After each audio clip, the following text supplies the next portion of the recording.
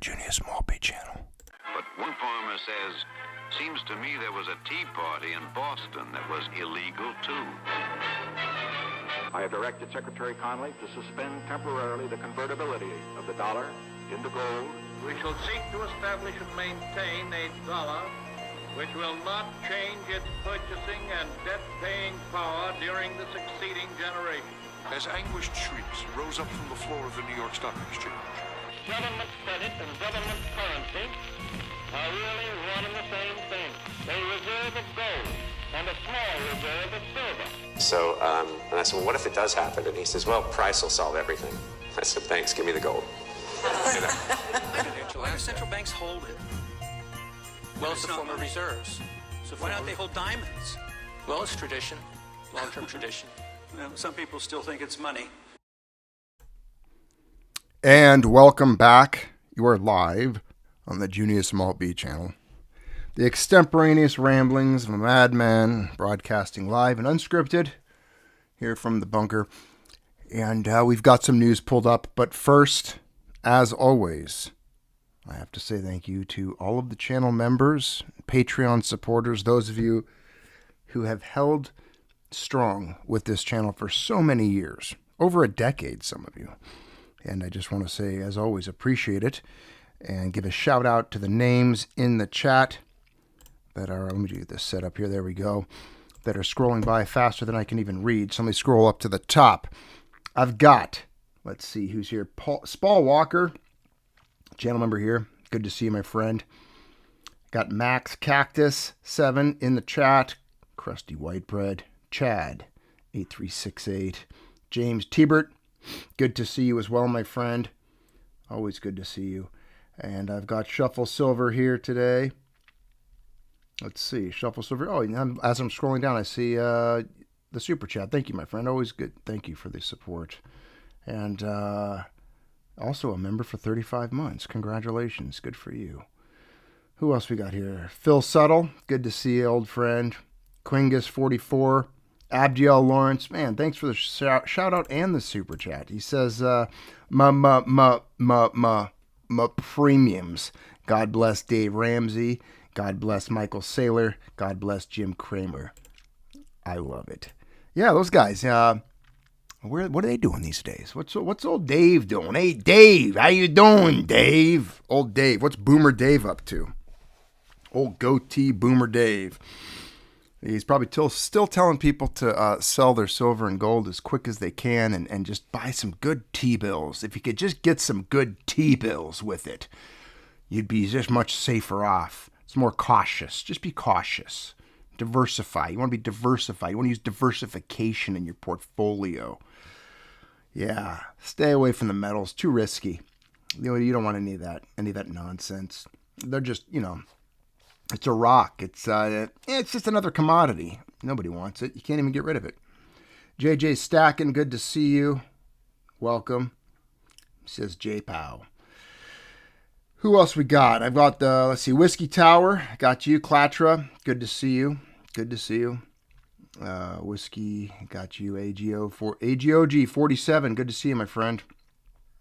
And I'm almost down. Let's see. Who else we got? If I miss you, I apologize. I'm reading these as fast as I can. I got to get to the video. Got to get to the live. Got Bill Spencer's here.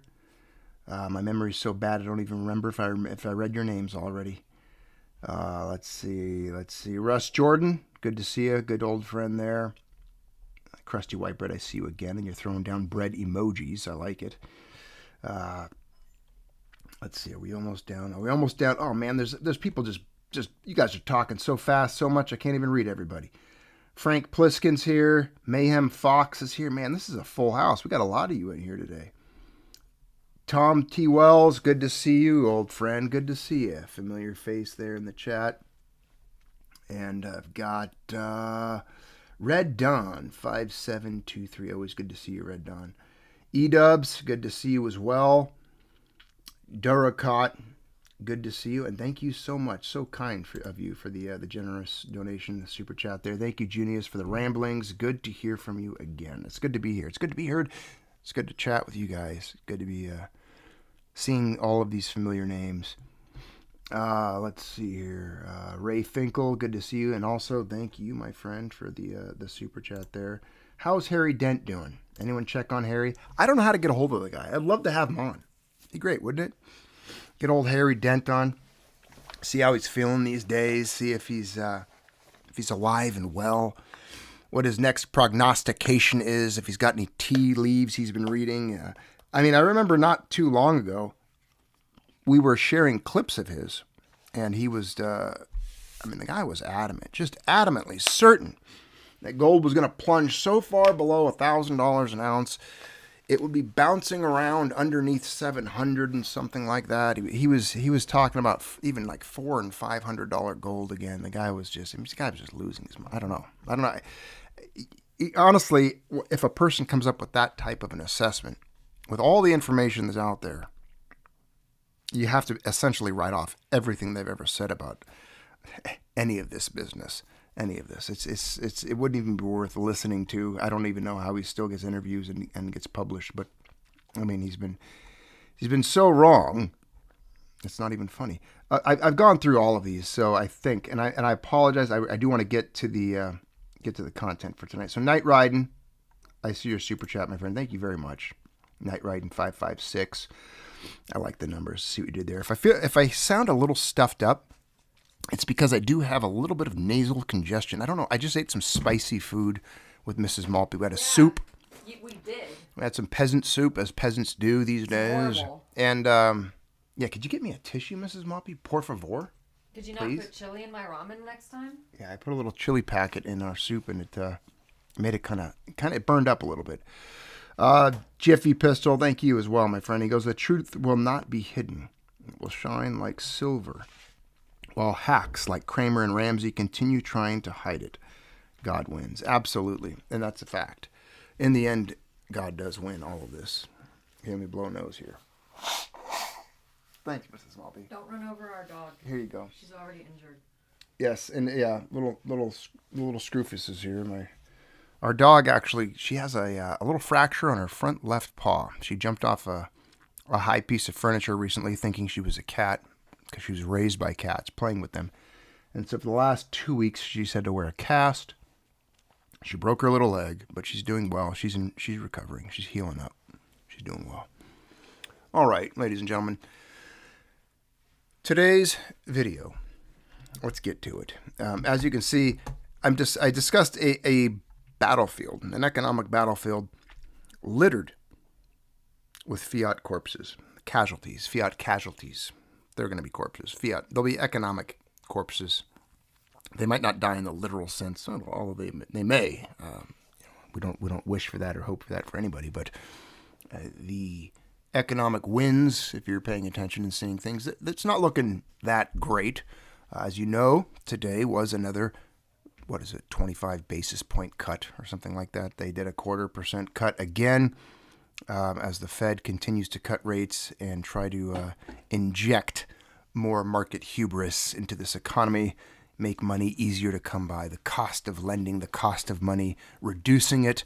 And I even heard they're going to fire up the old QE engines, perhaps. You're going to get some QE going on.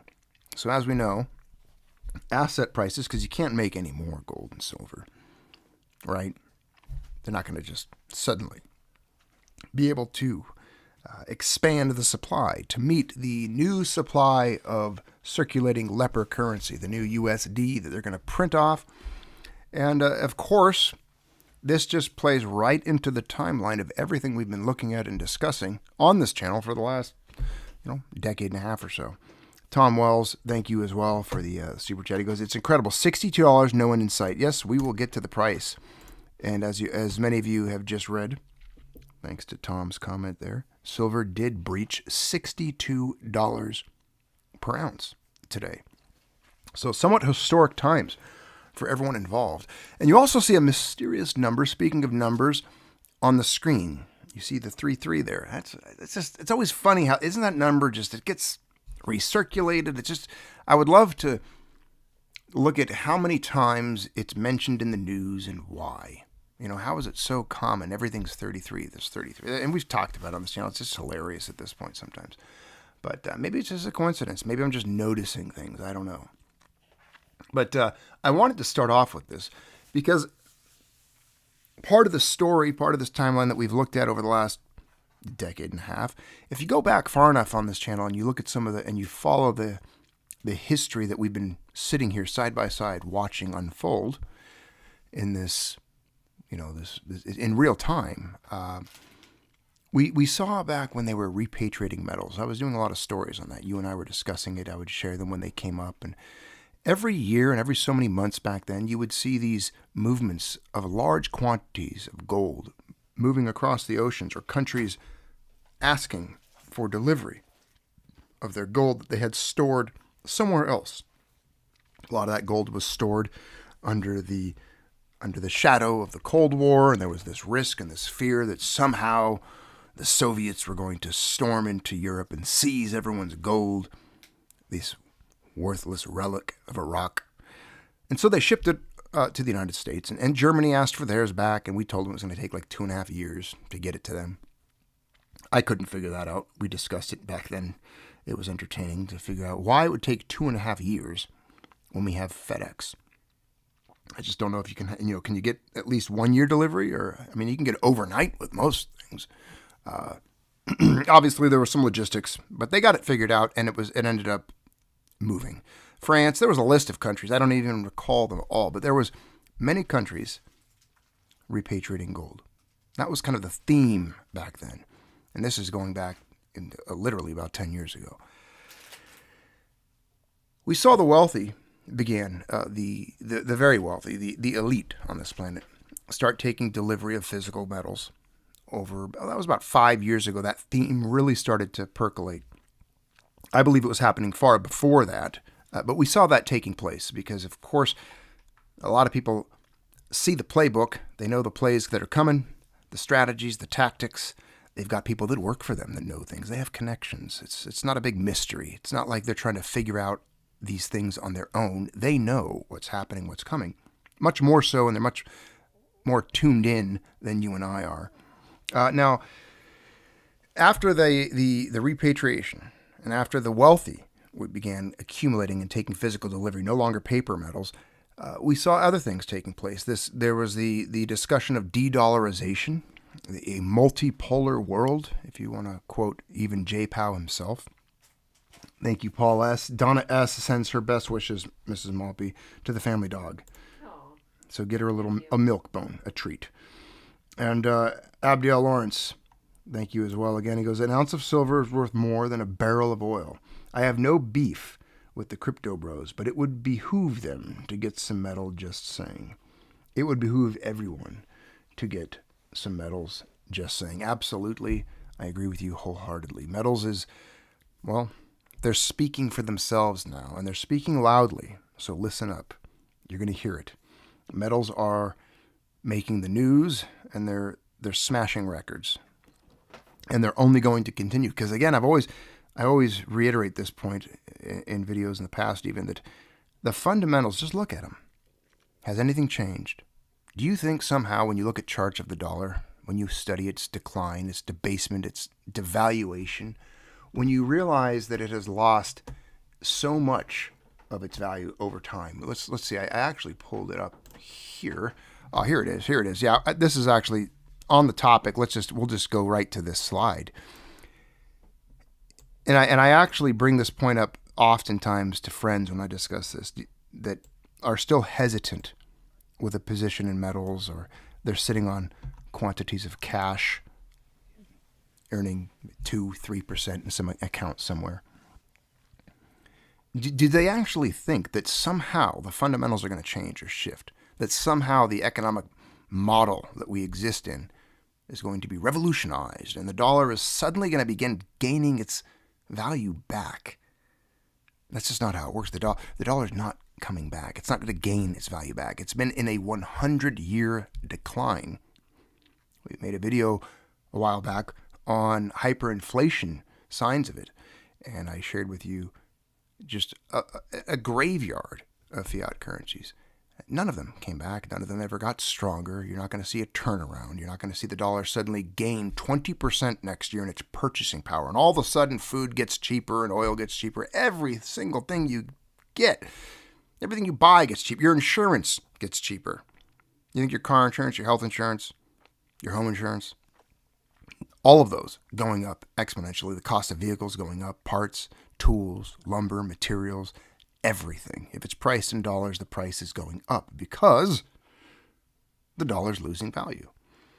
Your savings lost more value, I'm reading from the slide now, in the last 24 months than in the previous 10 years combined.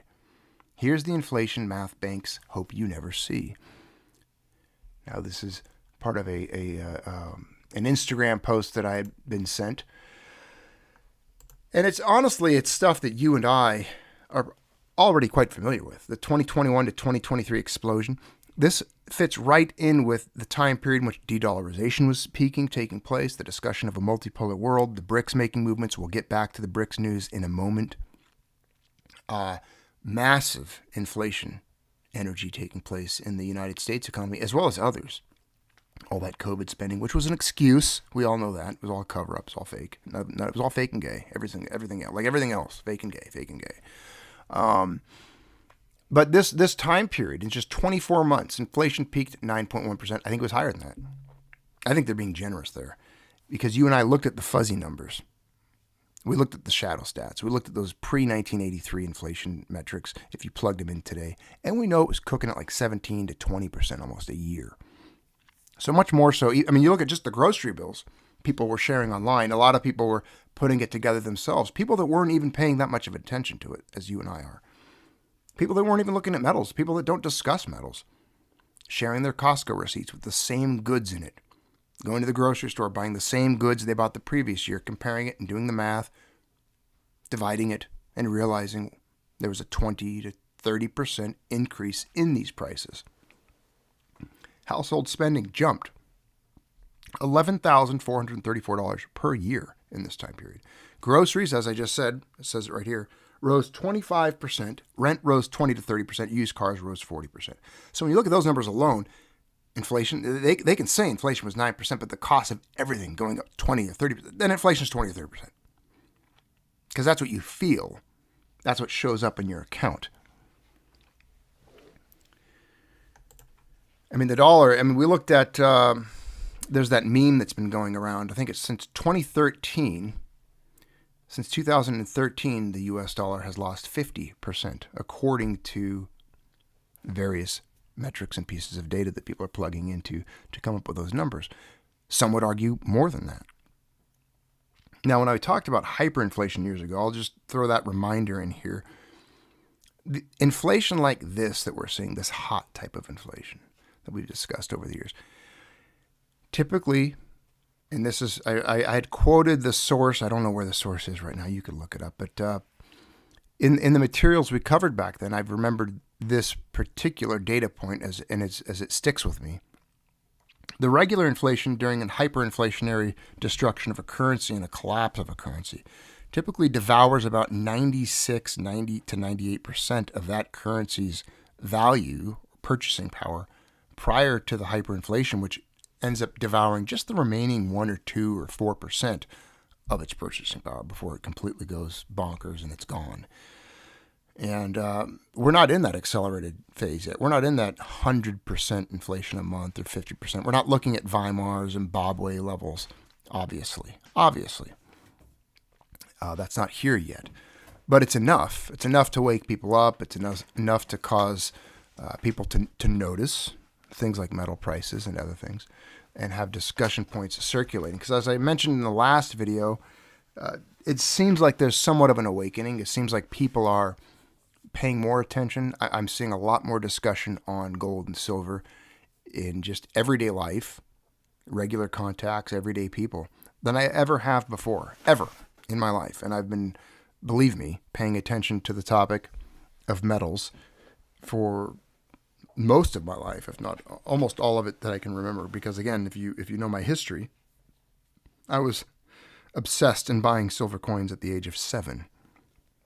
So it's been a little while that I've been looking at these issues. Now, at this point in time, in the year 2025, December, it's the most I've ever seen. Even in news cycles, So that says something. And you really can't put a genie like this back in the bottle. This isn't something that, like, once people realize it, if you all can recall, remember when you woke up to it. Remember when you started noticing how the Federal Reserve works, how money's really not worth anything. You lost your faith in the dollar completely. It's just it's almost a religious experience. You go into this great awakening. It's like a veil is lifted, and you see that the emperor has no clothes. You see that it's all a game. It's all smoke and mirrors. It's a mirage. It's not real. And you don't unsee that. You don't unthink it. It's in my opinion, it's impossible. I don't know anyone who ever has. Once you see it, it just can't be unseen. And as you know, banks love inflation. Everyone who's close to the spigot loves it because they get to spend it first. They get that cash. They get that money. Prices haven't changed anywhere because the money hasn't percolated and circulated through the economy yet. It hasn't gotten to its end. You haven't received it. But the big boys have, the cokeheads on Wall Street, as you recall. And they spend it. They buy assets, they buy commodities, they buy real estate, they buy investment packages and vehicles of all kinds. And then as the money circulates and competes for things in the marketplace, those prices tend to rise. And these guys made a quick, easy buck because they're spending easy money they got at low interest, sometimes for nothing, and they can spend it on assets and things that haven't gone up in price yet. But that's not the same for you. It doesn't work that way for the peasant, right? They're clipping coins, people. They're diluting the coins in circulation. Don't be antiseptic. It's very antiseptic. It's anti-citrus. It's very much so a thing that's taking place for centuries. And every time it ends up the same way. The peasants get mad, the currency dies, and things have to... Typically, there's some tumultuous times, and then it figures itself out, apparently. Or there's a long period of suffering until people finally learn that we need to get back to sound money, and we need to make banking and the economy honest again, fair, equal. Everyone on a level playing field. Let's see, Russ Jordan. He says, my friend said he only has 40 ounces of AG. I told him that was a total fugazi, that he needed to pump those numbers up. He does. He would be very wise to definitely increase that if he can. You know, not everybody can. So for some people, that might be the widow's mite. That might be all they have. It might be hard to have anything more than that. I get it. The way the world is these days, with these rising prices that we just looked at on the screen, and wages haven't gone anywhere, it's not easy to go out and lock up some of your hard-earned fiat into metals. You have other obligations, other responsibilities and things.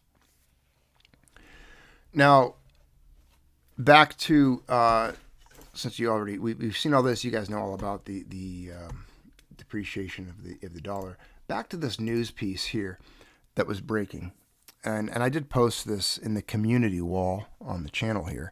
But this was breaking a few days ago. December 9th is when this one was sent out to me. But breaking 33 countries sign BRICS Gold Pact. This would allow the trade of commodities outside of Western systems. And this is a financial war that is currently being lost by the West, while most of us have no idea it's even happening. You guys know it's happening. We've been reporting. We've been talking about it. And yes, 33 BRICS nations de-dollarizing, coming up with according to the news, essentially a gold and crypto hybrid economic model. And I believe they're going to be calling it the unit. That's apparently the name for this new currency, if you will. The BRICS group has launched a working prototype of a gold-backed trade currency known as the unit, as the world's leading emerging markets search for a way to ditch the dollar. The Institute for Economic Strategies of the Russian Academy of Sciences reported on December 4th. And if you know, Russia and China, allies, those two nations have been accumulating massive positions in these metals for a long, long time. Longer than any of us, and in positions much larger.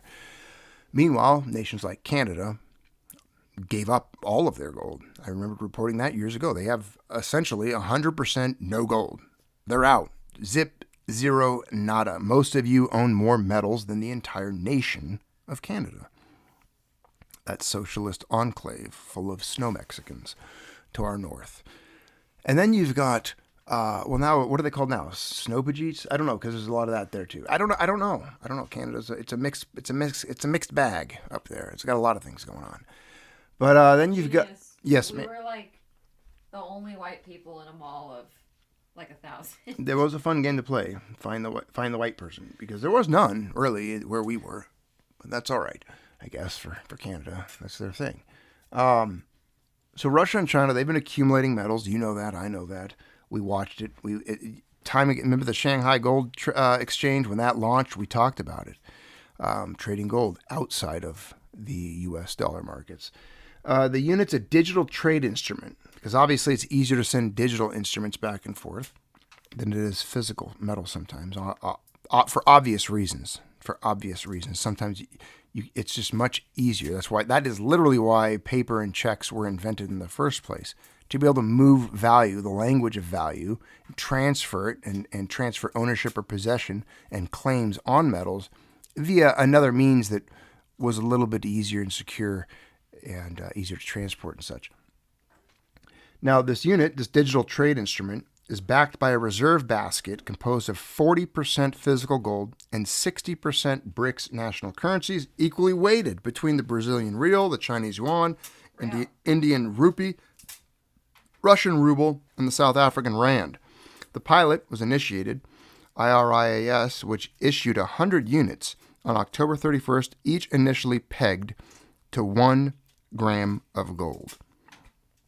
Again, something that has been discussed. This concept, it truly was predicted. This is something people have been discussing since the onset of blockchain, since 2009. This a hybrid idea of blockchain married to metals. You've seen it. I've seen it. We discussed it. And so here it is, essentially being born among the BRIC nations. And honestly, if you look at Gresham's law of economics, once this starts to circulate around the globe, find legs, and start to run, it just makes perfect sense that it would supersede and become more powerful than the dollar, because the dollar is going to be worth. The only thing it has going for it is violence and threats of violence. Sanctions, the U.S. military-industrial complex. You don't buy our stuff, we'll bomb you. You know the drill. We'll put sanctions on you, which is an act of war. There will be some flexing, some posturing, some saber rattling, perhaps. Perhaps that's why we are currently increasing our aggression and violence against the little nation of Venezuela to our south. That, as far as I'm concerned, as far as I know, they haven't bombed or invaded anybody. It's not my problem. I really don't care what goes on there. It's not my issue. It just so happens they hold 17 to 18% of all known oil on the planet. They export, if I'm not mistaken, less than 1 or 2% of all drugs in the world come from there. So that's not the real issue. It's not the problem, so don't believe it. And then today, U.S. troops apparently landed on one of their oil rigs, of all things. This massive oil tanker. I've got that story pulled up at the last bit, but isn't that interesting? And oil. Now someone got to come and tell me that that oil tanker was carrying 5 grams of cocaine powder. It's enough to kill 1 billion people, 6 gazillion people, or 6 million people. I don't know how many people, because every time I hear these quotes, we just did a drug seizure with enough drugs in it to kill 75 trillion people. Okay, cool. I don't take them. Not my problem. I mean, honestly, if someone in Philadelphia wants to OD on fentanyl, pass out face down in a puddle of dog piss and aspirate and die from it, I'm sorry. They should have made better life decisions. I feel sorry for them and their loved ones, and I wish they'd have made better decisions, but these are called consequences, and I don't believe that we should wage a full-scale war, an invasion, and start seizing oil tankers, claiming that it's for stopping a drug trade, because I just don't buy that. I'm sorry. I've seen it before. Weapons of mass destruction, lie, Gulf of Tonkin, lie. I've just seen it so many times. These people, they just lie about everything, right? fighting wars for Israel. Maybe Israel has something to do with it. I mean, I don't know. Maybe they want to move there. Maybe they want a tropical place like Venezuela. I don't know. But for some reason, we're going down there. We're seizing their ships. We're blowing their stuff up soon, and that's going to be that. But again, this deep dive. This is a BNE IntelliNews. They reported this deep dive into de-dollarization, a topic we've discussed here. The global South has long been unhappy with the dominance of the dollar in global trade, which gives the U.S. a powerful geopolitical lever. But central bankers around the world were freaked out by the imposition of the swift sanctions on Russia only days after Russia's invasion of Ukraine in February that threatens every country in the world's ability to trade freely. And again, back to the Gresham's Law thing. Once this new unit circulates and it is shown to be better, safer, stronger real money, that's just where the wealth will end up naturally flowing. It's the same reason you guys are hoarding pre-82 pennies out of circulation, because they hold the real value, and you're getting rid of the fiat pennies and things of such as quick as you can. People want to hold and possess real money, things that are going to hold value longer. And so the good money is going to push away the bad, and that's just the way it's going to be. It's an economic law. I didn't write it. You can't change it. These people, every nation, every person eventually will act in their interests to preserve their own labor. And that's how it's done. That's what you're seeing here. You're seeing nations doing things, drafting policies, and fighting for economic survival. But do we still get our $2,000? Yeah, apparently every American's going to get their free $2,000 from the Orange Man come the new year, or sometime in January or February. And so this unit, this hybrid currency of the BRICS, again, gold, and I wanted to read this part here. Why not yet official policy? Its existence is a direct step toward de-dollarization and a significant bullish signal for long-term gold demand. The value of the unit is designed to fluctuate daily in line with the movements in the component currencies against gold. By December 4th, market fluctuations had adjusted the value of the reserve basket to 98.23 grams of gold, effectively bringing the unit's value to 0.9823 grams of gold per unit. So imagine having this currency, this unit, that's essentially pegged to the value of gold.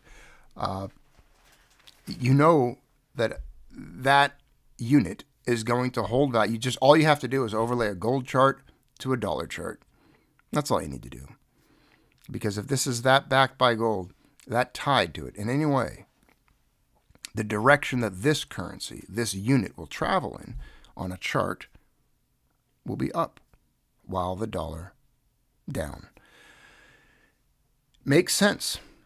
It's an idea that should have been born here, but of course it's difficult to fund the military-industrial complex and the welfare warfare state with sound money. It's not possible, because they have to have the ability to print and create wealth on their own. They need to just be able to increase the money supply, slap some digits on a screen with a couple of keystrokes, and voila, fund it. Fund whatever you need.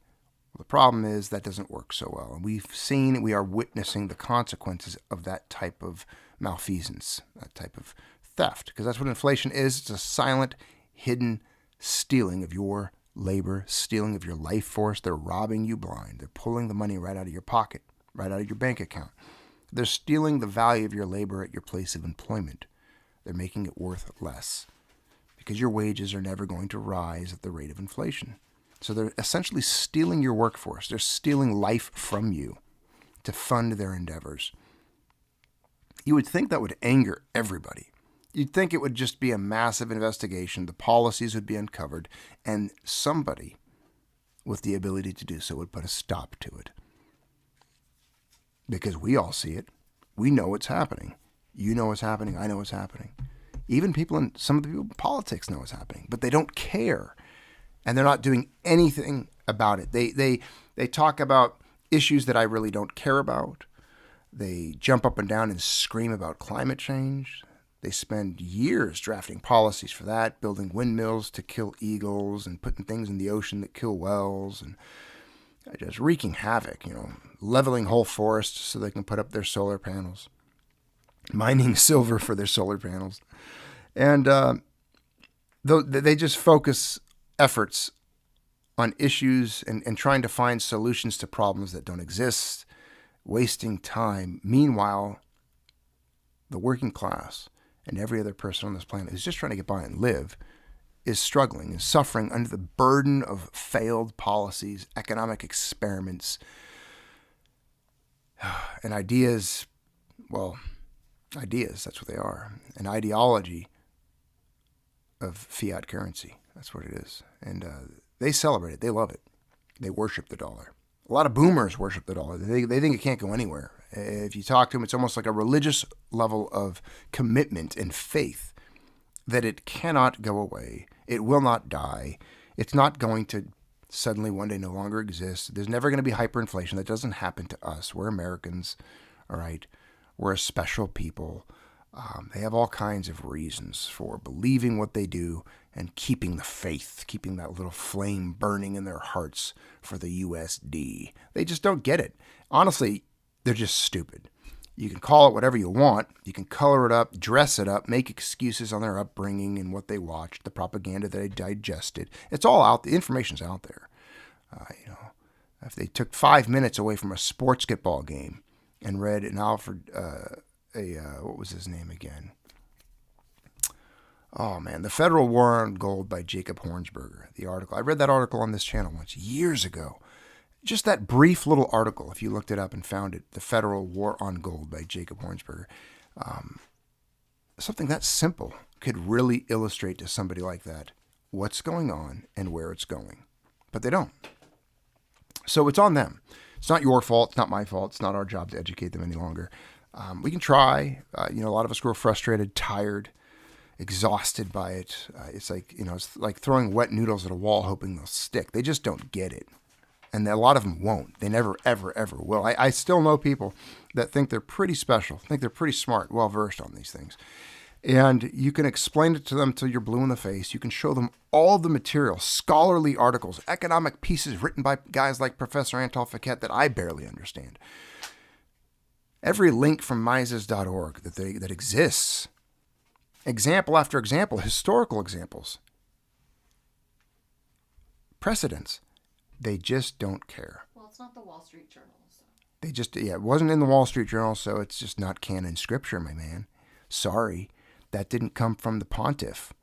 If the Fed chair doesn't say it, I don't believe it. Because that's what it is. It's an economic religion. That's the religion of fiat. And as you're witnessing this economic battle unfold, as we just read about, it's economic warfare. There's a battlefield. It's not kinetic. It's not swords, cannons, or rifles at this point, or bombs yet, although there's a little bit of that taking place on the planet. But this is a battle fought like this. Policies, commodities, currencies, economic deals between nations, trade, things like that. You are a player on this. You are, whether you want to be or not, a combatant in this economic battlefield. Now, littered amongst us are already the growing casualties of the fiat ranks. The fiat battalions are not doing that well. They're taking casualties every day. Meanwhile, our ranks are growing, and those in our ranks are growing stronger, better by the day, as a matter of fact. Our position is becoming more strategic, more tactical. We're doing really good. And that will continue. That will continue to be the case. As it gets worse, however, the casualties that are held in fiat, the people that just refuse to make any move into metals, and you know who they are. These are people sitting on they're out there. People with $100, $200, $300, $400, $500,000 in cash sitting in accounts that are just earning nothing, losing value every year. Metals are beating the markets. We know that already. You don't have to repeat that point. But these people that are sitting on, and there's people out there with millions in invested in places that are not competing with this. And even if they sold them, those assets or those financial vehicles are valued in U.S. dollars. So when they go exit and they take the off ramp out of whatever it is, they're going to be given US dollars, which are losing value by the second in there. And imagine getting millions of dollars right now and watching metals prices just every day moving, and you're trying to take a position. If that was the case, if an individual was doing something like that, it's like times like this where time is money, actually, for real. And that type of delay, that type of hesitation, just the time delay in trying to execute moving that type of money to liquidate from a certain fund somewhere and then move it and have it wired and all of that's going to take time. And throughout that course of time, in the unpredictable world we live in, we don't know. Metals could move like we've seen before. You could have $100 or $200 day move in gold. Silver could move $5, and there you go. They are now going to acquire much less metal than they originally had anticipated while making this transaction or this trade. And as people wake up to this, I think that you're going to see a fervor, almost like a heightened sense of economic-induced anxiety, where it'll be almost a race. You'll see people trying to quietly liquidate funds, quietly trying to move into metals without causing too much of a disturbance, especially the big players, the guys on Wall Street, because as you know, they could make moves by moving things around that would cause the already limited physical supply of metals to move rapidly, dramatically. And I think that's some of the activity we've seen in the last year might be the result of that type of activity and that type of behavior. Because obviously you and I are not impacting it. We aren't. Retail's not moving these prices. Banks are, financial institutions, governments, nations, large amounts of metal moving in quantity at current prices, driving the price. Russ Jordan, thanks for the super chat. He goes, a stupid person asked me, quote, who do you think will give you dollars if silver goes to $100? Unquote. I told them, what makes you think I'd want dollars? Exactly. Oftentimes when you leave the dollar, you just don't go back. You don't have to. There's a lot of other options and opportunities out there and ways to move into other things of value, acquiring things you need like goods and services via trade or barter. You'd be surprised. You'd be surprised. The question you should have for that individual is, who do you think is going to want your dollars one day? Who's going to sell? If you wanted silver with your dollars, that's the thing you should be afraid of to your friend, is that guy should be afraid of not being able to acquire metals because no one wants to sell them to him. No one wants to buy his dollars. A lot of people don't realize that. When you enter a transaction with dollars, that individual is buying those dollars from you for whatever they have. You're not the only buyer. In that transaction, there's two buyers. The guy buying the dollars and the guy buying whatever the guy with the dollars had. And there comes a point in which people just don't want the fiat anymore for anything. It doesn't acquire anything. It's happened hundreds upon hundreds of times, but I forgot. I'm sorry. That won't happen here. The normalcy bias. I've never experienced it, so that scenario is impossible. One of the most simplistic, just numbing attributes of modern people. I've never experienced it, so therefore that can never happen. Isn't that remarkable? What a remarkable position to hold. It's in a sense of entitlement or pretentiousness even. G-Dub, thanks for the super chat. He goes, the inevitable is now imminent. We knew it. This is a sad compensation prize for knowing society is as dishonest as its money. Thank you, my friend G-Dub. I will attempt to liquidate and exit those dollars immediately into something else, perhaps. I'll keep the lights on and maybe find a mercury dime. What's a mercury dime at these days? What are they like? They're like $5 now, I think. I'll have to check. $5-6 for a merc dime. Think of that. Contemplate that for a moment. How many of you have tubes of merc dimes? Tubes of them. I know you do. There's a few of you in the chat. I know it. A few of you are smirking and grinning ear to ear right now, knowing you have tubes of silver mercury dimes that you probably acquired for less than $1 each. That blows my mind. Think of that for a second. Now they're all worth like $5 or $6, and you got a tubes full of them. And that's just going to keep going. Max Cactus 7. He says, if time permits, can we discuss strategies that have been successful in helping convince adult children to buy precious metals to protect themselves? $10 to the Mrs. Maltby Wellness Fund. Thank you, because Mrs. Maltby, if you only knew, my friend, if you only knew. That's exactly, yes, very accurate. Thank you. The Mrs. Maltby Wellness Fund. Still building better. We're building her back better, brick by brick. Brick by brick. So, where was I, Mrs. Maltby? As we discussed that, I was going to get into looking at the Merc dimes. You know, I'm so proud of all of you, really. This is something I did want to share. So I had, here it is. A friend of mine sent me the screenshot. This is an actual screenshot off of a very common investment platform that people use, known as Robinhood. Now, for a long time, they had cash. You could win cash there. Apparently, if you invested or held money and moved cash into that account, in certain accounts, they'd give you like 4% or whatever. There were times that I think they even gave away crypto, or I might be mistaken on that one, but I know there was definitely cash in this little gold prize box on people's pages on the app. Well, recently it switched. It changed. They put something else there. It said win gold. So now this is on the screen of every app, of every little investor bro and the stock bros that are out there. They're seeing this, win gold.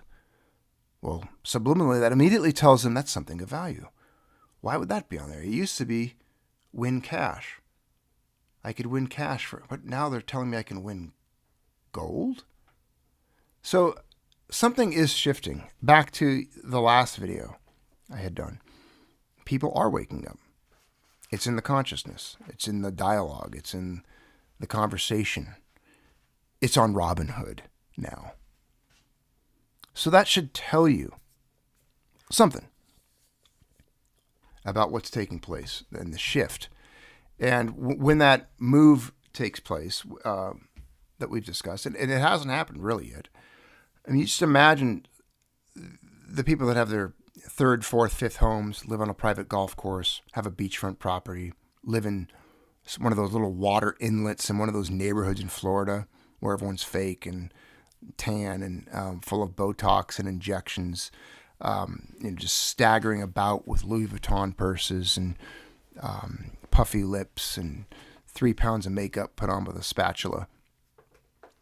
When those people decide to take positions in metals, I don't know if they will have quite the ability. I mean, we looked at when the Ohio pension, just look at the Ohio Pension Board. When they moved into gold, and then we reported on that, part of that discussion back then was that if every pension in the country wanted to do so and take a position similar to that, it wouldn't be possible. There just simply wasn't enough metal for it to happen. There is a limited fixed supply of this metal out there, and the price will react to such behavior. That's what I'm looking at taking place. That's what and I believe we haven't even seen begin yet. I think we're just seeing the percolating tremblings, the precursor earthquakes, the tremors of what might occur.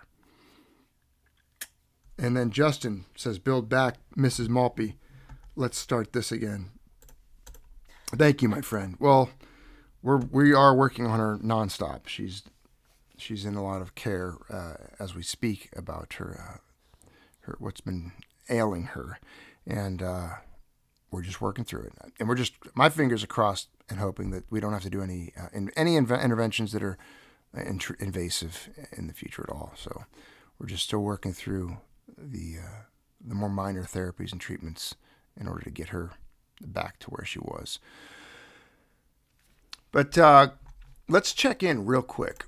because I haven't looked at it tonight yet. So I've got the metal prices pulled up. What are we seeing? What are we seeing on this? Because again, I a lot of you might think Junius must check the metals all the time. I really don't. I typically, maybe lately, once a day, maybe, or every other, and that would be probably the most I check it. Sometimes every other day, every third day.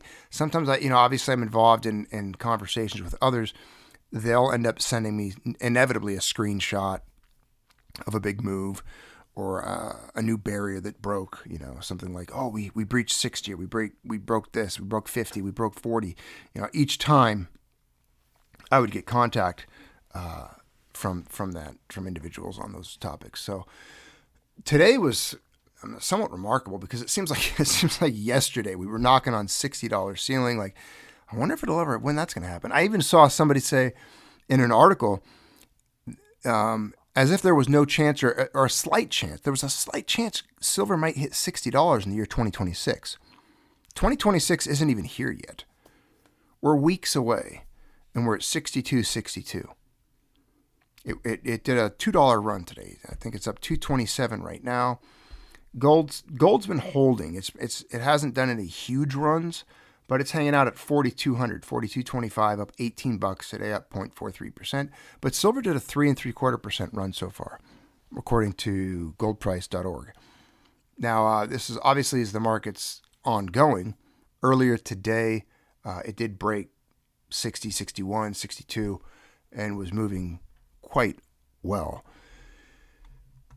And when you look at, if I take this up here, because I was discussing this with a friend today, we were just talking about some of silver's performance, and you look at just this chart, this section of numbers. Hold on, I'm trying to zoom it in for you guys. Here it is. I've got it pulled up. I'm trying to get it centered for you so you can at least see what I'm talking about here. This has got the today, the 30 days, the 6 months, the 1 year, the 5 year, and 20 years.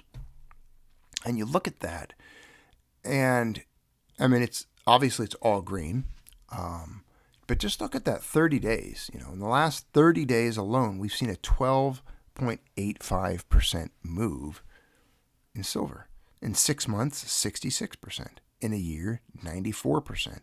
5 years, 153%. 20 years, 570%. 5 years ago is 2020. And if I'm not mistaken, in 2020, was that the year of silver rates? Has it been 5 years? Yeah. Was that, I've lost track of time. I think they've done something with the timeline. I feel like it's accelerated. We're moving quicker. So. Either way, many of you, we've been discussing these things over the last 5 years, are now any silver you bought in that 5 year window and before, up $36.50, you're up 153%. So you're doing okay. You're doing okay. You're doing well. You're doing better than a lot of people, as a matter of fact. Over the last 20 years, you're up 570%. Now, I remember vividly making videos where silver was hovering in that, the $10 to $15 range a lot. I remember getting that Morgan that I show you guys all the time and talk about and drop on the table. The one that lives in my wallet, that 1878 Morgan that I carry everywhere. It's been on me for who knows how long. I remember acquiring that coin for $17, that Morgan.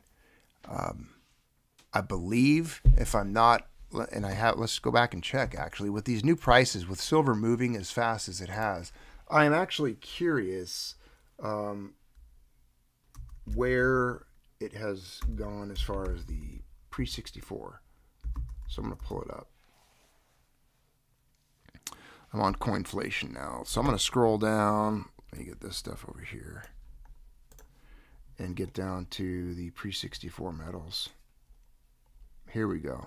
Here's our values up on the screen. Let me get that to where you can actually see what coins are being discussed. Otherwise, it won't make too much sense. Here we go. So, the silver Merc dimes we were talking about earlier, pre-64 dime, the 1916 to 1945 Mercs, and they're the same for the Roosevelt dime. I mean, they're the same content.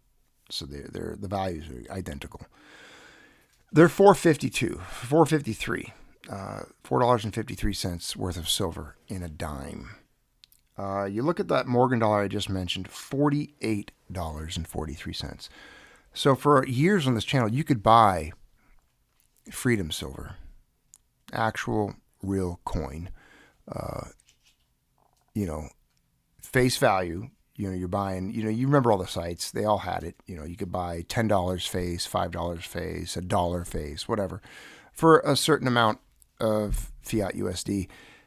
And that has, those, I hate using the word junk silver. I don't know why no one ever coined that. I just don't like it.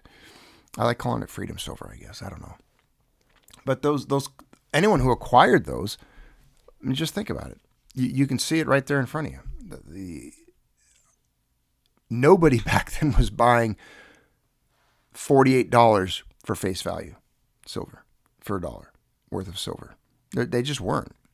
It was much cheaper back then. It's incredible. I like that. Constitutional. There you go. That's the one. That's the word I was looking for. Constitutional. Constitutional silver. That's what you want to call it. So yes, constitutional silver like this. I mean, the 50-cent pieces are $22.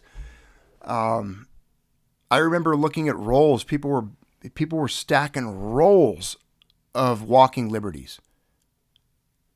It's a beautiful coin, and I remember seeing people on YouTube, myself even, getting having rolls or tubes full of some of these old, not very. Typically they don't have a lot of numismatic value at all. Some, but people were just buying them for the silver content. And what is a roll of, what was he, $10? There's 20, right? There's 20 per roll. So that's like $450. Am I right on that? It's like $450 for a 20 coin roll of $50 now. That's crazy. I mean, I remember seeing them on eBay in the past, like 70, 80, $90 maybe for a roll. 100, I remember they were like 150 at one point. 100. But that's incredible. The numbers are starting to actually, for me, being someone who's looked at silver and discussed it for most of my life, and gold, to see the numbers in print, to see these numbers before you right now, it kind of blows my mind.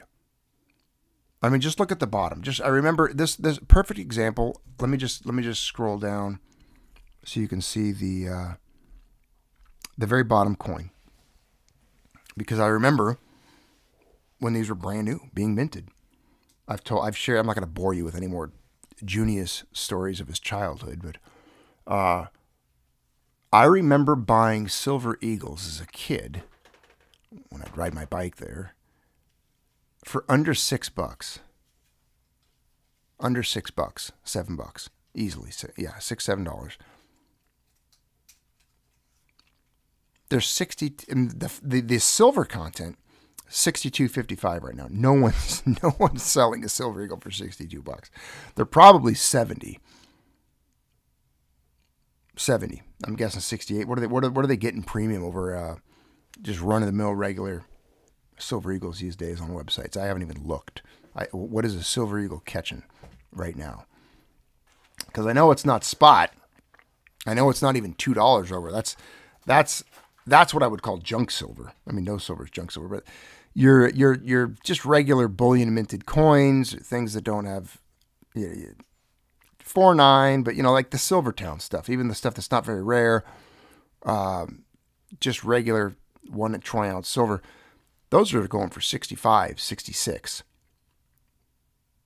So Mayhem Fox says $68 at SD Bullion. Now I'm curious, is that a wire, credit card, dip? Because they always get you on the other stuff. There's the cash price, they have the credit card price, the wire price, and then they change it by amount. Depending how many you get, the price gets better. So sometimes those prices are, you have to look at them very closely. But the point is, these things they're putting numbers up. They're printing now in a way that I still have a hard time even believing. And it's now moving at a rate that's I still haven't gotten used to. I still haven't gotten used to $50 silver. I still wasn't used to $45 silver. And then I turn around, it's $62. I'm not going to be used to this for weeks, months, maybe ever. Next time I'll turn around, what is it going to be? 60, 70, then 80, then 100. I mean, I'll tell you what, right now, once silver breaks 100, the psychological walls are going to crumble. I think that you'll see, well, it depends. I mean, the discussion on the mainstream networks, I would imagine, would have to happen.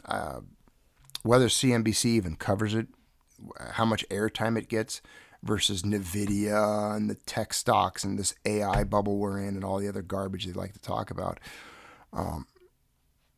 They'll probably give 5 minutes. They'll just say, oh, silver broke $70, $110 today, blah, blah, blah, blah. And now to so-and-so on NVIDIA, 30% decline this morning, blah, blah, blah, blah, blah. And they'll talk about that. Jim Cramer will come on, honk some little horns, push some little buttons, make some jump around, screaming, sweating, rolling his sleeves up, telling people not to buy metals at these prices. But, and then the final story, again, we talked about it earlier a little bit, but here it is, just if you're curious. The U.S. seizing an oil tanker off the coast of Venezuela. Apparently the oil tanker, maybe it wasn't carrying oil, maybe it was just giant vats of highly flammable black liquid fentanyl. Maybe that's what it was. That's why they seized it. I mean, they seized an oil tanker. You wonder, what right do we have? Who are we? Who are we to go do this? Well, I'm sure some little boomer, some warmonger will jump up and down and scream and, well, Junius, if you only understood, it's actually quite complex. It's nuanced. There's a lot of nuances to this. It's not as simple as you think. The geopolitical backdrop and the economic model. We're on trading, and he's a tyrant. We got to depose him. Regime change. You don't understand the 4D chess, okay? It's fifth dimensional backgammon. And then you got this post by that Bimbo Bondi, whatever her name is, Attorney General Pamela Bimbo Bondi. She's all proud of it. She's super stoked. Doing her 377th press release for the year. Meanwhile, the list, no, it's nowhere to be seen. Still being redacted. It's a national security threat. We can't let everyone know that everybody in any form of power or position anywhere on the planet is a PDF file. I like how they say that, a PDF file. A PDF file. It's a great way to say code because if you talk about it, they'll flag you. So we got all these PDF files, right? These politicians and stuff, and they realize all their names are on this list. So now they got to go and redact it and black things out, and it's for national security reasons. Shut the hell up! I want to see all the names. They should publish every name, every address, their geo coordinates. People should be able to look at their house on Google Earth, do a 360 on it. Drive by. Tell them they're retarded, like Tim Walz. If you live in that state, please go do that. Drive by Tim Walz's house and tell him he's retarded. It's a very commendable, respectable thing to do, and I absolutely support it. Why just him? Do it to all of them. If you live near any of these retarded politicians, call them a retard. Drive by. Hey, you're a retard. You're a faggot. You're a frigate. You know what I mean by that, right? Yeah, I can't say that word, but I can try. Especially the PDF files. There's a lot of them. We're ruled by them. You give them your money. You pay them your taxes so you can live on this blue rock in space. So they're proud of it. They're excited. And the warmongers, of course, when all else fails, just go to war. When the economy's crumbling, the currency's dying, just go to war. That'll fix it, right? Ramp up some spending, build some bombs. I just can't wait till they try to sell this. What's the sell going to be? What's the pitch? What's the little news pitch? It's like selling cigarettes to kids. What are they going to do? They're going to package it? Are they going to market it? Or how are they doing this? How are they going to sell this one? I mean, Americans, you got to think how stupid people are.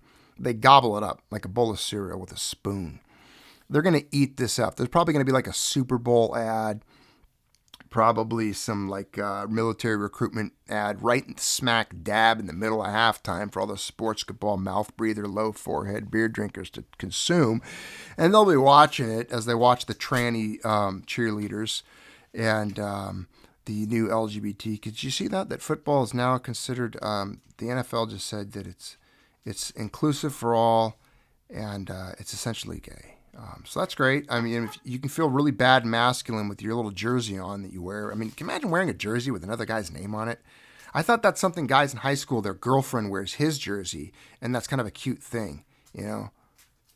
Oh, look, Susie's got Brock's jersey on. Yeah, I'm a defensive lineman on the, I played football. Played football through high school is what I did. Yeah, heck, yeah. She wears my jersey. So think about it. If you're a dude and you're wearing another dude's jersey, does that mean you belong to him? Is he like, he your guy? He's your guy then. You belong to him. You're his little bitch. I mean, that's what that is. Imagine wearing another dude's jersey. Whatever. But those guys, they're just not going to get it. They're not going to make it. These are the NGMIs. These are the NGMIs not going to make it. The guys tuned in. The guys that booked their Sunday and watch every game on 2 different TVs, watch the Monday night, you know, they just sit there, veg out, and consume things. NGMI, man. But that's okay. Not everybody can. Not everyone survives. Not everyone's going to make it. Back to the question earlier, how do I tell adult children about this? You can only tell them so much. If you're their parent, you're dumb. You don't know anything. They're probably going to listen to Dave Ramsey or somebody else. Just not you. Don't take offense. Just don't even try. Forget about it. You can send them an article. They're probably not going to read it. You just got to hope for the best. It just doesn't work that well unless they're very receptive and if they have a mind that's more, able to digest material, comprehend things, process it, more cognizant of it, or conscious to the point where you can articulately tell them something and they can listen and you can have that type of dialogue back and forth and it works. That some of you, it might work. I can tell you that it's unlikely. They're going to have to find it some other way from some other source. And they'll do it when their bros do it or when it becomes a TikTok trend. Like, yo, bro, like I'm at the coin shop today, dude, and I'm going to buy myself like a first coin. And look at this, dude. This guy's got Mercury dimes. Bet. Look at this guy, dude. He's got Merc dimes. I just bought one for like $35, dude. And then once that circulates, the TikToks and the reels, and they see it on social media, it'll go viral. It'll become this cool thing. And, instead of whatever, eating Tide Pods or whatever the new trend is, bashing their head against toasters or I just haven't seen. What's the latest fatality trend that TikTok's brewing? It's the one where they... they're door kicking. They ding-dong ditch you, and then they door kick you. They kick your door in. And they spray you with paintballs. Yeah. Do you know how much I wish that would happen here? Imagine that. They kick people's doors in and they shoot them with paintballs or something. It would be the most dangerous. That never even crossed my mind as a kid, I guess. But crossed my mind. What's wrong with you? To kick doors in? No, that I would get shot for doing. Yeah, that's what crossed my mind. Like okay. you just don't do that. You might get hurt. I mean, heck with getting shot. I mean, that's just how you get. You look at what's that Quentin Tarantino movie? Pulp Fiction. Like, I mean, imagine you kick the door into a pawn shop and you end up tied up next to a gimp or something. You got to be careful. You never know who you're messing with. You don't want to kick some door in. It's just dumb. But, it was a TikTok thing. So I can imagine, once TikTok starts going viral with the metal purchases, that's about the only time you're going to wake up these adult children or the man-childs that exist out there. They're just not going to get it. And some of them won't get it till it's too late. It won't even be available. I actually did, believe it or not, in another discussion today, I believe I was on JM Bullion. We could play the game. Why don't we play the game together? I'll show you what I did. Instead of telling you, I'll just show you what I did. I went to JM Bullion today, and I wanted to see where it is. Here we go. I wanted to see what, because you remember the inventory checks I would do? You guys familiar with this? Anyone here on the channel? I sometimes would go onto these sites and I would add a tremendous amount of metal to the basket and just see what they said, because a lot of times these sites have live inventory feed. So for obvious reasons, why they would do that. Now, you're relying on them to be honest on how much they upload. They might have more than that, but let's just go with what they say they have in stock, like you are going to make this big purchase. So today, just for giggles, I went on here and I clicked on silver and I went over to the bars section. Come on, silver. Oh, there we go. Silver bars. Open up for me. Okay. And I went down to the kilo bars.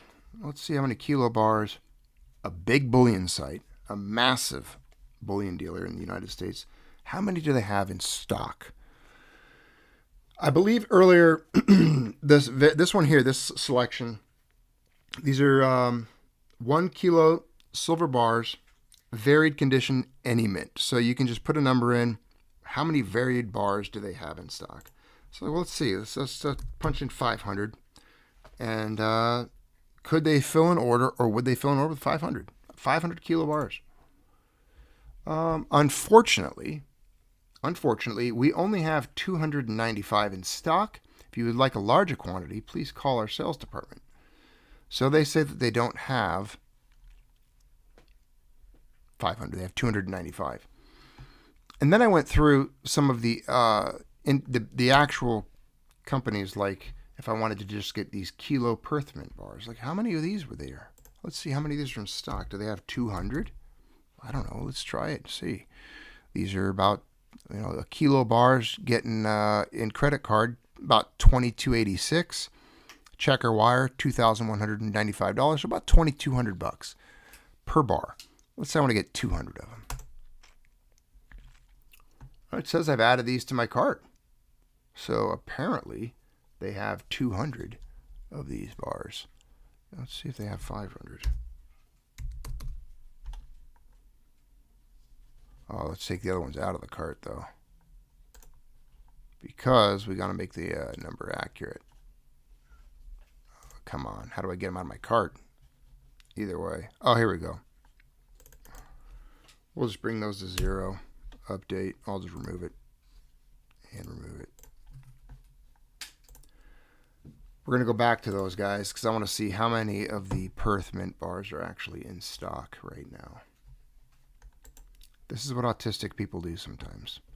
I was curious earlier today, so I was punching them in just trying to get an idea in my head. How many bars does JM actually have in stock right now? How many do they admit they have? So here we go. Oh, that's why we hit it earlier, because they had 213. So 500 bars I put in for the order just now. 213. Now, there's a reason I'm showing you this. Because imagine this is just 500 bars, AC check wire, 400, is that right? 459,000. If you get people with the right amount of capital making decisions like this, which is absolutely possible.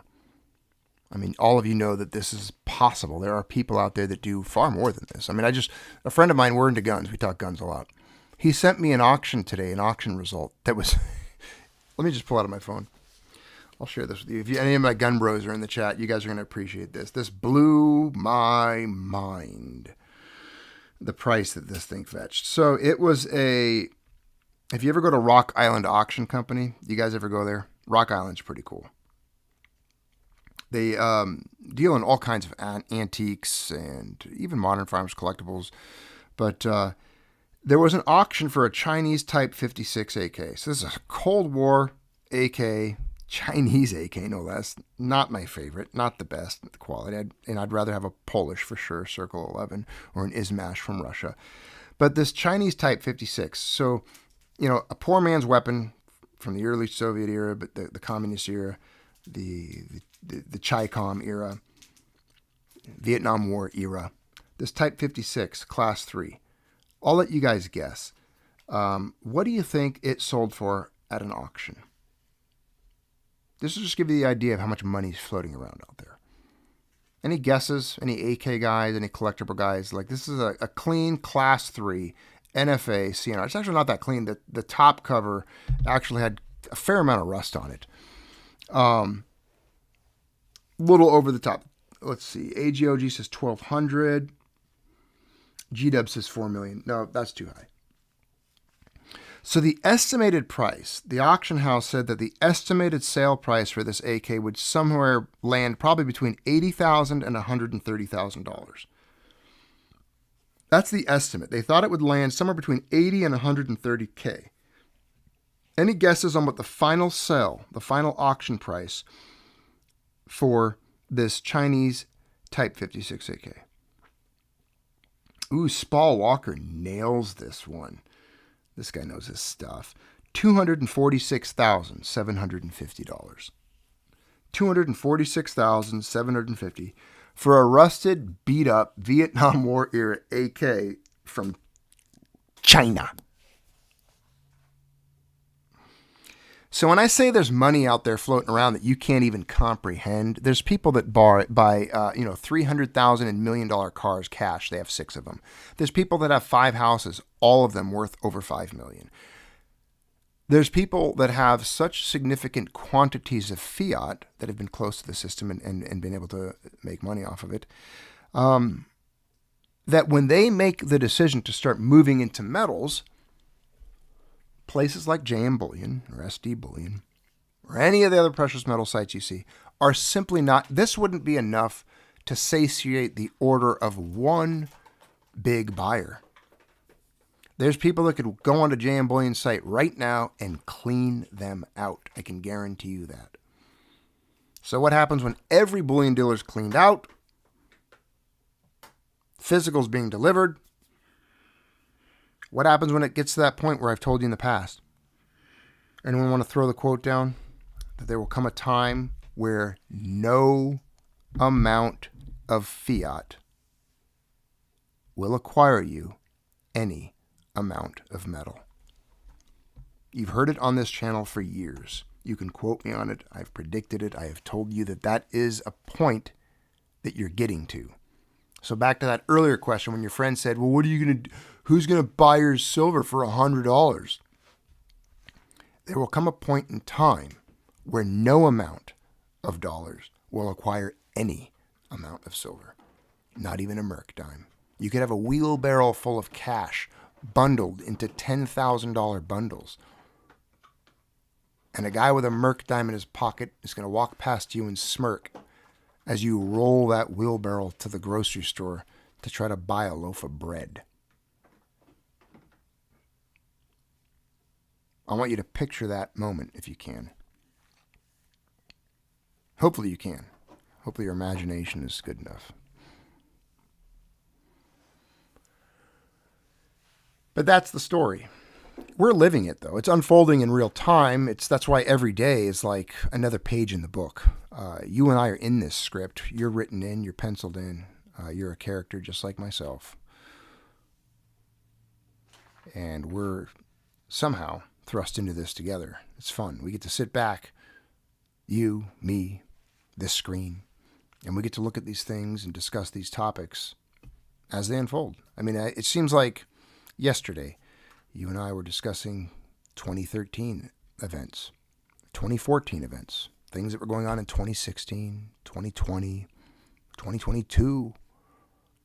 And here we are, December of 2025, discussing events, looking at numbers. So I got to be honest. I mean, I really do enjoy the people that are here, the small crowd of you that there are. Because there's not very many, obviously. This is a small channel, a dwindling channel. Typically loses more subs than it gains, but that's okay. As I've told you in the past, I never came here to make friends, but it's the friends I made along the way. That's the friends I made along the way. All of you. And some good ones, too, honestly. A lot of good ones. All of you. I mean, you're just good people. Good people. And if we've made it this far together, if you haven't left this channel by now, then I know you're either a good person or a fed.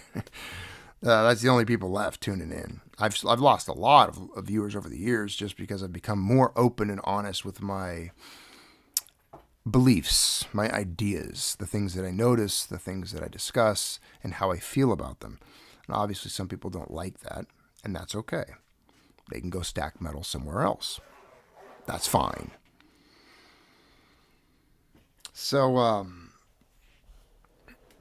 right. Let's see. I'm reading you guys, so I'm not ignoring you. I'm actually reading the chat as you guys type away. Any other discussion points or things you guys have noticed lately, or any thoughts on the Venezuela conflict? Or I just read the other day we're giving another $400 million to Ukraine. So enjoy that while you're trying to make ends meet and you pay your taxes this year. Just know that $400 million they're printing off to make your money worth less, even if you didn't pay it in taxes. It's coming from somewhere. They're going to send it over there so they can embezzle it more. And you notice it's all disappearing into like that guy's nose, right? The cokehead and all the oligarchs over there. It's just how much money has been grifted and thefted. I mean, look at how much they lost in Minnesota with the Somalians. The Somalians, look at me. I am the captain. I am the captain. I am the governor of Somalia. Look at me. Look at me. Look at me, Saib. Look at me. I am the captain. I am the governor. I'm the governor of this state now. I am in power. Me and Ilhan Omar are the matter.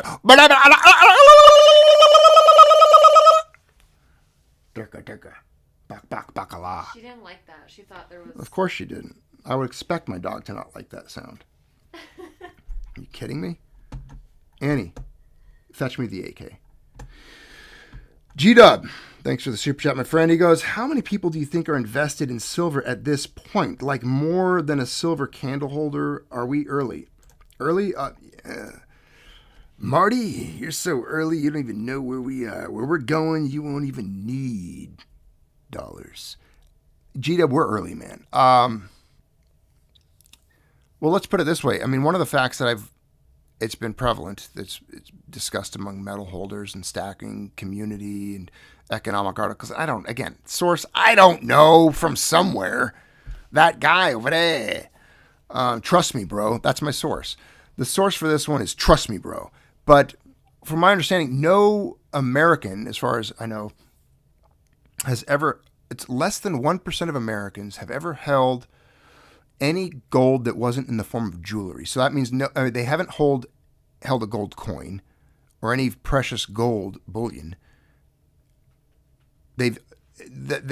So less than 1% have ever held a coin, a bullion, a piece of gold like that. And when you get to like the 1 ounce form, the more you go, you start looking 1 ounce, 2 ounce, 3 ounces. You're in a very small category of people. Now, silver. Again, silver outside of jewelry, silverware, things that are just around the house, the silver in their iPhone, the silver in their Tesla. If you're talking about how many people have actual exposure and have physical silver, not paper, not the Pan American silver or iShare Silver Trust. I'm talking you got coins in a vault. You can go get it right now. You can grab your GAT. You can walk over there, open it, and say, yeah, man, I got a GAT in one hand, a vault and silver in the other. If you're that guy, very small. I would say that it rivals gold. If anything, when you think about probably, 1, 2, 3, 4%, somewhere. It's definitely not more than 5. It's less than 5% of the entire country, less than 5 in 100 people. Maybe 2 out of 100 people, 1 out of 100. Tom Wells, Trust in PM. Precious metals, and a WBP Fox 7.62 by 39 or WBP Mini Jack. Okay, Junius, yeah. This is what I came over here for. Why? Why don't I have a Mini Jack yet? Have you seen them? You know what they look like? Yes, yeah, I they're have. pretty cool. I have. Yeah, you can get them with a little arm brace too. Yeah. It's a shorty. Well, you should get one. Tom now knows I do have WBPs, and he got me a bayonet. You have the little what's it called? The sunburst color. It's Russian summer. It's like a reddish. Yeah. It's beautiful. I had the other one too. But Mrs. Maltby, being the Polish girl that she is, I have many AK. Likes her little Polish AK. But not that. But she needs you need a little mini jack. I do, and I need another bayonet. You need. Yeah, I did get her a bayonet for her. She likes stabby things, and years ago for a little gift, I got her a little bayonet for her AK. I thought that was pretty cute. And so she can fix bayonets. If Mrs. Maltby fixes bayonets, dude, watch out. I mean, it's going to be a dark time. That would be a dark time for the planet. If Mrs. Maltby's at fixing bayonets. I tell you right now, I would want to see it, but it's one of those things like I wouldn't be able to look away. But it would be entertaining, if anything. I'd definitely, it'd be memorable. It'd be a heroic moment. There'd be a ballad sung about it. Someone would. I wish I could get the guy that wrote the Edmund Fitzgerald to write that ballad. Oh, Rest his soul. Yeah. Gordon Lightfoot. What an honor that would be. Yeah, you need a ballad like that about Mrs. Maltby and her fixing bayonets on her AK. That'd be great. That's why one of my favorite lines from that movie when I was a kid. I was just sharing this classic film the other day with a friend. I don't think Mrs. Maltby has yet to see it, but it was because I had watched the Christmas Carol, the Muppet Christmas Carol, which is probably one of the best Christmas carols ever done. It ever is. Written. There's it truly no is. other Christmas Carol movie. Don't even get me started. It is the Muppets one. It's a great one. So we watched that, and Michael Caine is in it, right? Michael Caine's a great actor. He also plays Alfred in Batman Dark Knight, right? Yeah. But Michael Caine is in Zulu. And so I remembered watching Zulu as a kid, and then there's a line in that movie when he yells in his British accent, "Fix! Bayonets!" Rob8331 said that in the chat. What? Fix bayonets. That's what got me to say it, yeah. As a matter of fact, I'm going to play it. It's worth sharing with everyone because if you haven't heard Michael Caine yell "Fix bayonets," you haven't lived. You just haven't lived. This is one of those movies that it's about the Battle of Rorke's Drift. It's a true story. True story, and it's about a small detachment of British soldiers fighting for the Empire in Africa. Back about the same time that Custer and his men got slaughtered. Here you go. Company will fix bayonets! Fix! Bayonets! Attention!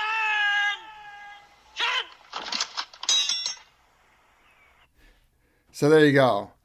I've always wanted to stand amongst a rank of men and hear someone yell, "Prepare to fix bayonets," and fix, with a long pause, bayonets. I just think, I don't know. It sounds like I think it would get your blood pumping. It would get your blood. How did we go from talking about the gold price, the economic warfare that's taking place on the planet, to fixing bayonets on your AK? How does the ramblings, how do we ramble to these directions? It's the same thing. It is. It's all part of the same thread. You pull one, it's all woven into the same tapestry. When they pull one string, somehow at the end of it, it's Mrs. Maltby fixing bayonets. I actually think everybody should hop on eBay and purchase a bayonet this evening. And then an AK, or have both. Yeah, I think Well, everybody. for those who honestly, have that's another thing. If you don't have those things, if you just own medals, I would advise anyone at any point in time. I think all free people and all free men should have a hardy and adequate and reliable, fieldable battle weapon. Absolutely, I just think it's. I don't even know what to think of a man if he doesn't. Women, I understand. Your man can have that. I believe in gender roles. I believe there's distinctions and differences between the two. But I'm lucky enough to have a wife that has an AK and likes to shoot and she'll be in my corner.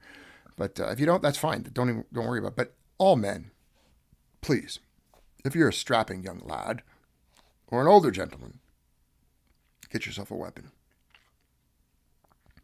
I don't know anything about Jasmine Crockett. I just don't know.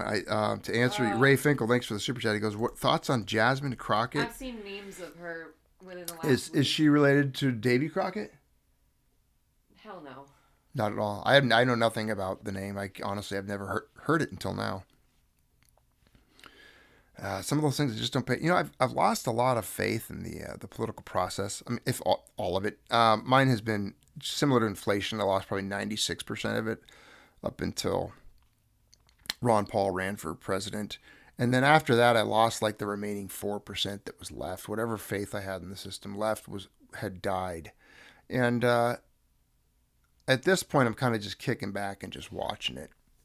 Just watching it burn down around me. I know I can't do much about it, that I'm fairly ineffective, that these people are violent, bloodthirsty, maniacal.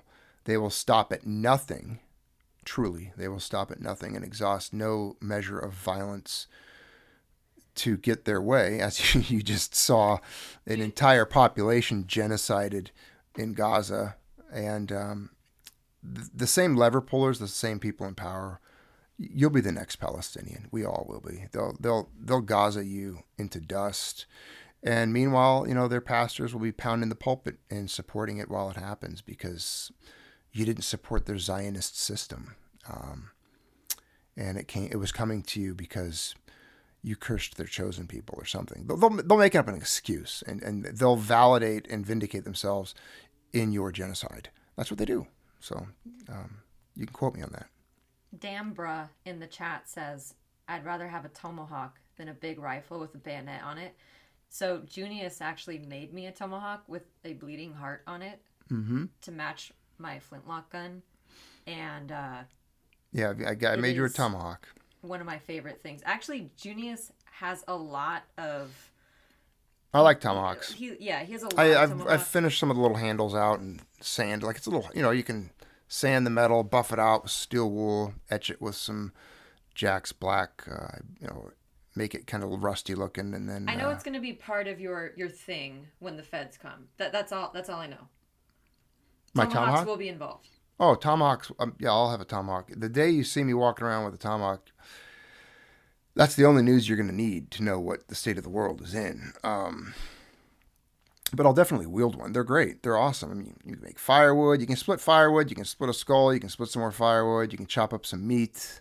If you split a skull with the tomahawk, preferably clean it before you go cut your meat up with it. A lot of things. You can throw them. You can, cut a hamstring with it. You can unzip a guy's liver with it if you had to. If you really had to, he was pushing you, trying to violate your rights, violate your person or property, things like that. They're quite a hefty and handy little tool, wieldy. It's a good melee weapon. Let's put it that way. Okay, so tomahawks and bayonets. Go find them this evening. Tomahawks, bayonets, Load up. AKs. But that's the deal, my friends. That's it for tonight. That's good. I'm glad we had this conversation. Thanks for joining me for this fireside chat. Speaking of fire, I need to go put more wood on dead. The fire. Gosh, dang it. Now I got to split more kindling with my hatchet. What do they say about splitting wood, though? It boosts your testosterone. No, not that. It's true, though. It does. It's free medical information. Warms you twice, Junius. It warms you twice. Splitting it and then putting it, getting it and then putting it in the fire, But that's true, though. Cutting firewood boosts men's testosterone by like 40%. Supposedly. I don't know. Look it up. Google it. Consult the AI mediums. I don't know. Do whatever it is you do when you search for things. I don't know. Maybe you still use the Dewey Decimal System. But go check it out. All right. Good talking to everyone here. Thanks for tuning in. Thanks for all of my channel members who are here and all of you who are... Patreon members as well. I appreciate it. Super chats. You guys, everything. Honestly, you do well. You keep this channel going, and I appreciate your support. Pay our dogs vet bills. You build Mrs. Maltby back. Just everything. It's always something. It's always something. The Soggy Pineapple says some dollar pesos for another great show. Hey, man, I appreciate it. Thank you. I hope you thought it was great. I thought it was mediocre at best. Maybe it was something. I'm just here to talk to you guys. I appreciate you tuning in, though, spending your time here. I mean, your time is valuable. Time is money, right? And you chose to spend that time here tonight with me and Mrs. Maltby and the dog who's laying in a cat bed next to me at this moment. So, all right. Take care, my friends. It's been a fun one. Have a good night.